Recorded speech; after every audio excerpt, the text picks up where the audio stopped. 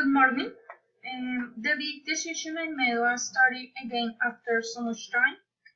For this, I had the support of my husband and my children who encouraged me to enter the university. I took this decision in 2016.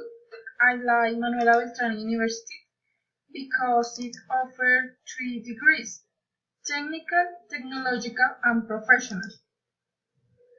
I decided to study business administration because I consider myself very good with the numbers. I like the analysis and I hope to put into practice the knowledge acquired for my life project, which is to have my own micro enterprise. I don't regret anything. I consider it was time to study, and every day I see situations as opportunities to grow personally and professionally.